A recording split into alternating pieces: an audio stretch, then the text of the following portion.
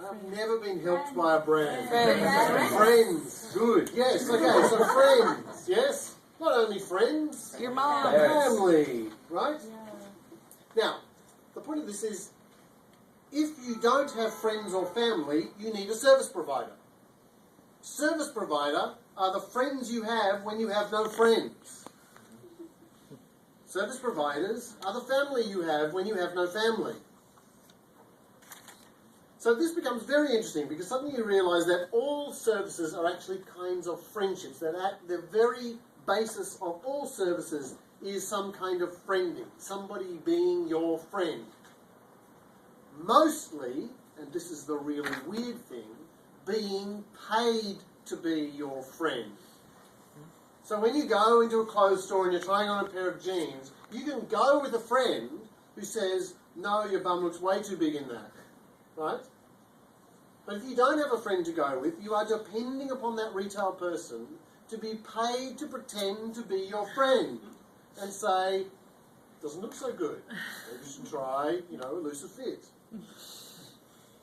So in this way, you suddenly get this insight that service is about paying people to be friends with you, to act as if they knew you, to act intimately with you, to understand your needs, to go out of the way to try and help you.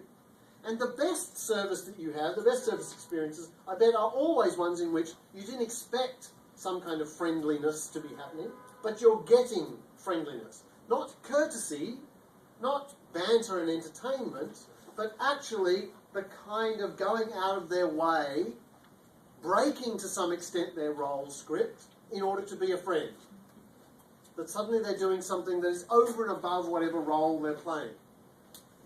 So I think it's very useful to begin to think about service as friendship, and then it's very important to remember that in most cases it's a type of paid friendship. Even if it's a voluntary service system, even if it's a not-for-profit system, invariably there will be some disconnect between the service provider and the service recipient that has to be, as it were, suspension of disbelief, as if you are not a stranger. And I know a lot of you, as I've been looking at your scenarios, you're all negotiating with this question of how do you get two strangers to suddenly realise they need each other? A lot of you are thinking about the customer and the user who's got to try and work out, well, how do I suddenly think I need that person? How do I get an old person to admit that they need help? It's a big, big problem. But also, how do I get a younger person to think that it's actually going to be interesting to help this person? And if I can't just pay them lots of money, particularly in this country where lack of unionisation means very low minimum wages, and so you really can't pay them much money, as opposed to a country like Europe, for example. Right? I can't even use money as an incentive to get people to friend. So it becomes very tricky. So that's the first thing I wanted to say to you. Services are friendships, services are paid friendships. How do you get people to kind of take on this role? The second thing I want to say to you is that all service is theatre insofar as it has this role-playing. The service provider is playing the role of a friend. And a lot of service design is how do you get somebody into a role? So I don't know how many people here have done any acting or theatre or performance or... Who's taken an acting class here? I know you've... A couple of others have taken... The rest of you maybe not, so maybe this is kind of news. I remember when I was at school reading Building a Character by Stanislavski and then creating a role. I read them all. They're all fantastic. They're a really good read, actually, because they're all written from a kind of first-person perspective of somebody going to an acting school and trying things that don't work. So it's kind of like you're doing an acting studio without doing one because you're just reading about it. But anyway, one of the really interesting things that happens, one of the sort of moments of great enlightenment for me was this moment when he talks about the fact that he was trying to find a character, couldn't find a character, and of course then goes into the props area and finds some musty old coat and puts on this musty old coat. And all of a sudden he becomes the character. The character is brought to him by the physicality of this musty old coat. Now I think this is very important for non-actors to realise about service design. All of a sudden you realise that a lot of service design is enabled by fashion design because fashion design helps people get in the role. So if you think about it, for example, I had a fantastic class that I think some of the students here were in a couple of semesters ago, and there was one guy who worked at, now I can't, not Crate and Barrel, but higher end than Crate and Barrel, West Elm. He worked at West Elm. Did you want to work at West Elm? So he was a retail guy at West Elm. It's all the same. Sorry? It's all the same company. No. I know, but the service provision and the nature of the way in which they service design at West Elm is like a whole league above. It's amazing. And so when he goes to work, right, he has to go down into the basement and he has to get into his uniform. It doesn't look like a uniform, but it is in fact a uniform. Right? So he has to get into his clothes. He's not allowed to wear the clothes outside the shop, and he has to get into those clothes when he comes to the shop. And then a manager comes, and the manager talks him through. They do role play. Every single day when he goes to work, they do role play. Right? The manager talks him into the role.